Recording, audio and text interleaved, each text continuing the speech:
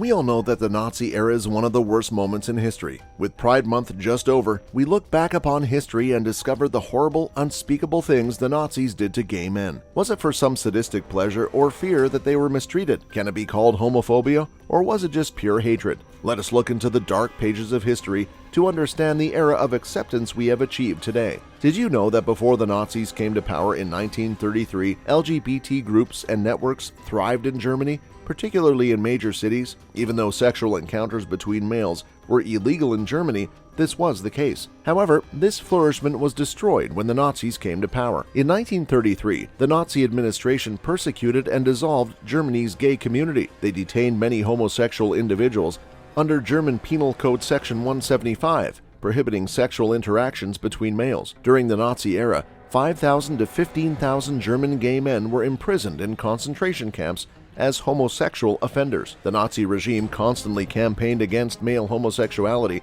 between 1933 and 1945, persecuting men who had sexual relations with other men. Although it is unclear how many of these men publicly or privately identified as gay or were part of gay communities and networks established in Germany before the Nazi rise to power, so they could have persecuted men that weren't even guilty of the apparently heinous crime. When the police arrested about 100,000 men for allegedly violating this statute, approximately 50% of these men were convicted, leading to their imprisonment in concentration camps. Well, as much as we try and make sense of it, it's impossible. Hitler hated Jews. He hated people of color, and now we find that he hated gay people as well. Was there any end to his hatred? Identifying as a gay man was never explicitly criminalized in Germany, but the Nazi campaign against homosexuality and the regime's zealous enforcement of paragraph 175 made life in Nazi Germany dangerous for gay men. Gay men in Germany were not a monolithic group, and being gay could often result in persecution. Other factors shaped their lives during the Nazi era,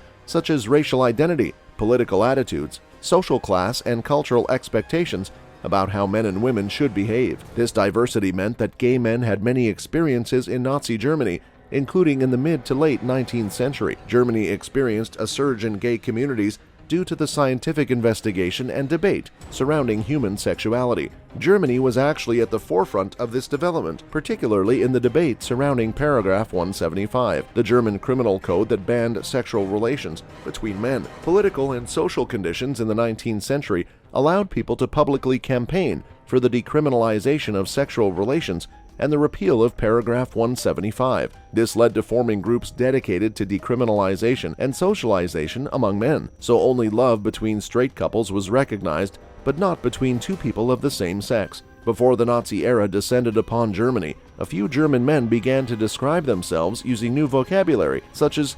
gleichgeschlechtlich, meaning same-sex oriented, and homosexual, which meant homosexual. These terms, adopted into English and French, have become part of the international vocabulary on sexuality. Although now considered derogatory, these German words were early attempts to describe sexual orientation. In the late 20th and 21st centuries, LGBTQ+ communities have built on and challenged this language, shaping the international vocabulary on sexuality. So it was the country that later almost got rid of homosexuality entirely in its location that came up with the word widely used by people today. How shocking is that? The Nazis came to power on January 30, 1933. Shortly thereafter, they sought to dismantle the visible gay cultures and networks developed during the Weimar Republic. The Weimar Republic was the government of Germany from 1919 to 1933, a period where gay people freely lived and flourished. However, it soon came to an end. One of the Nazis' first actions against gay communities was to close gay bars and other meeting spots. For example, in late February, early March 1933, in response to a Nazi order, the Berlin police closed numerous bars. Among them was the El Dorado, a prominent symbol of Berlin's gay culture. Similar closings of gay meeting places occurred across Germany. However, in cities like Berlin and Hamburg, some established gay bars remained open until the mid-1930s. Underground gay meeting places remained open even later. Despite what the government demanded, a few rule breakers would still fight for their freedom of expression. Nonetheless, the Nazi closures and increased police surveillance made it far more difficult for gay men to connect. Police officers stand outside the shuttered El Dorado nightclub, long frequented by Berlin's gay and lesbian community. The Nazi government quickly closed the establishment and passed pro-Nazi election posters on the building. Ernst Röhm was a German army officer and chief organizer of Adolf Hitler's Sturmabteilung or SA. Since he was feared as a rival by Hitler, he was murdered at the Führer's order. He was also apparently a homosexual. The murder of Ernst Röhm and other SA leaders radicalized the Nazi Party's campaign against homosexuality in 1934-36. These killings changed how Nazi propaganda talked about homosexuality, as Röhm's sexuality was used to justify the purge. In 1935, the Nazis revised paragraph 175 of the German Criminal Code, banning sexual relations between men. This revised statute allowed for the prosecution and persecution of men engaged in same-sex behavior in larger numbers. Heinrich Himmler, SS leader and chief of the German police, established the Reich Central Office for Combating Homosexuality and Abortion in 1936. Himmler saw both homosexuality and abortion as threats to the German birth rate and the fate of the German people. By the end of 1936, conditions were in place for the Nazi regime to intensify its campaign against homosexuality. The Nazi campaign against homosexuality intensified in 1935-36, prioritizing the arrest of individual men under paragraph 175. The German government, led by Hitler,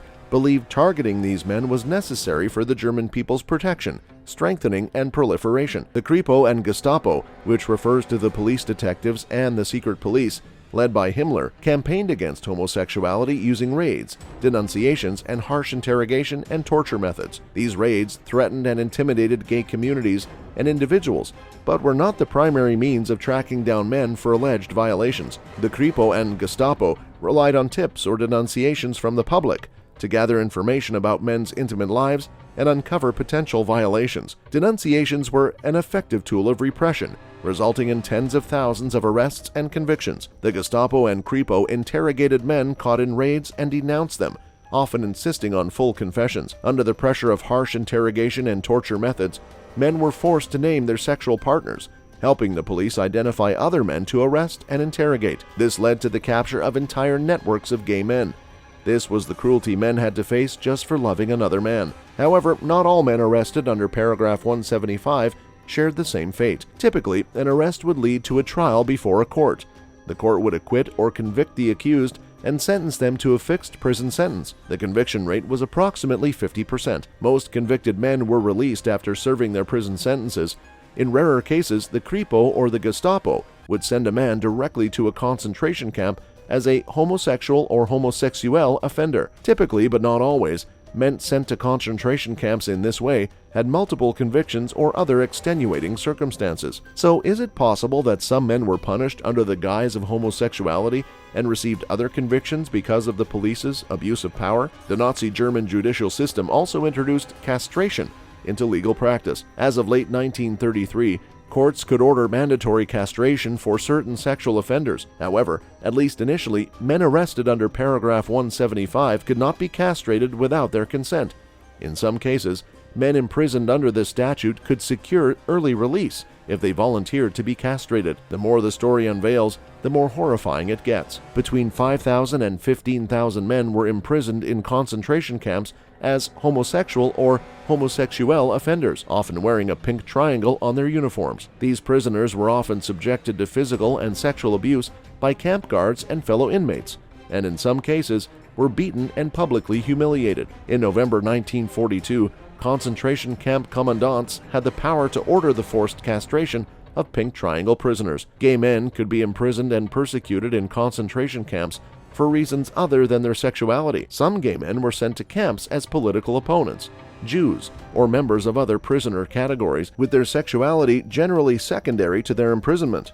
An unknown number of gay Jewish men were murdered in the Holocaust. However, during World War II, the number of men arrested under paragraph 175 declined due to the needs for total war. Many men with convictions were conscripted or forced into the German military or joined it, where their sexuality was considered secondary. However, arrests and convictions under paragraph 175 continued throughout the war years, with approximately 100,000 arrests during the Nazi regime. So when Hitler needed men to fight his war, their sexuality stopped being a problem? Is there anything more hypocritical than this? This is a stark reminder of the horrifying times gay people undergo in the past for the LGBTQ community to thrive today.